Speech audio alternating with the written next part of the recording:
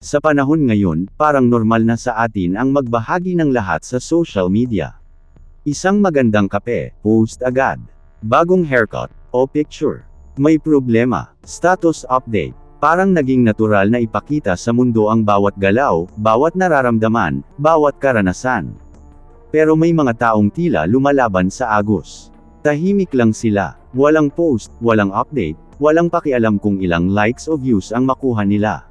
At minsan, napapansin mo na lang, sila yung parang kalmado, parang hindi apektado ng ingay ng mundo.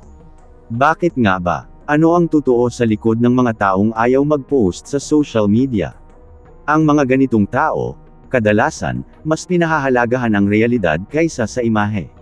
Hindi nila kailangan ng kumpirmasyon mula sa iba para maramdaman na masaya sila, o para maramdaman na may halaga ang ginagawa nila.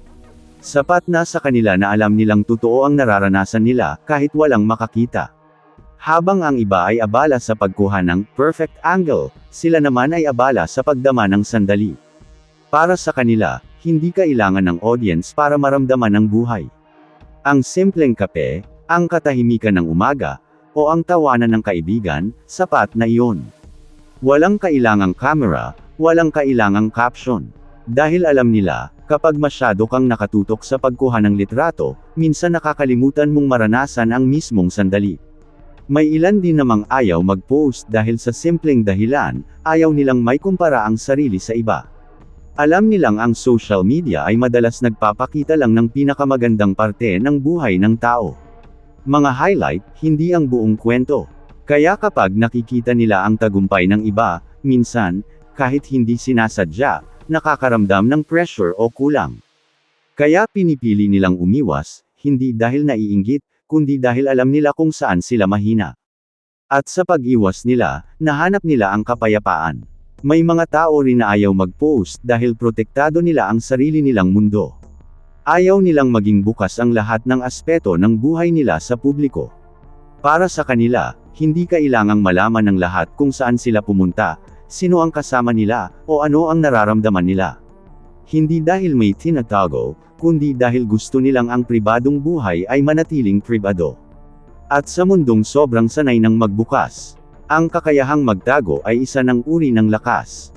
Mayroon ding iba na napagod lang. Napagod sa pagpapakita ng kasiyahan kahit minsan hindi naman totoo. Napagod sa pag-aalala kung ilan ang mag-like, o kung sino ang hindi nag-react. Napagod sa ingay ng validation, at sa bigat ng comparison. Kaya pinili nilang manahimik, hindi dahil walang kwenta ang social media, kundi dahil mas gusto nilang maranasan ang katahimikan na matagal nang nawala sa marami.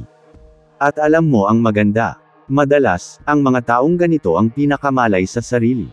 Mas nagmamasid kaysa nagsasalita, mas nagmamahal ng totoo kaysa nagpo-post ng mga quotes. Mas nakatuon sa totoong koneksyon kaysa sa mga komento. Para sa kanila, ang halaga ng isang sandali ay hindi nasusukat sa dami ng makakakita nito, kundi sa lalim ng mararamdaman mo habang nangyayari ito. Sa dulo, hindi naman masama ang mag-post. Pero kung napapansin mong kailangan mong ipakita ang lahat para maramdaman mong sapat ka, baka panahon na para huminga, at tanungin ang sarili. Ginagawa ko ba ito dahil gusto ko, o dahil gusto kong makita ng iba? Ang mga taong ayaw mag-post sa social media ay hindi anti-social, hindi rin sila KJ. Sila lang yung mga taong pinipiling ipamuhay ang buhay nila, imbes na ipakita ito sa mundo. Tahimik sila, pero totoo. At sa panahon ng ingay, ang pagiging tahimik ay hindi kahinaan, kundi karunungan.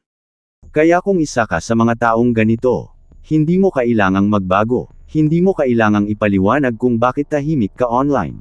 Dahil minsan, ang hindi mo sinasabi, yun mismo ang pinakatotoong bahagi mo.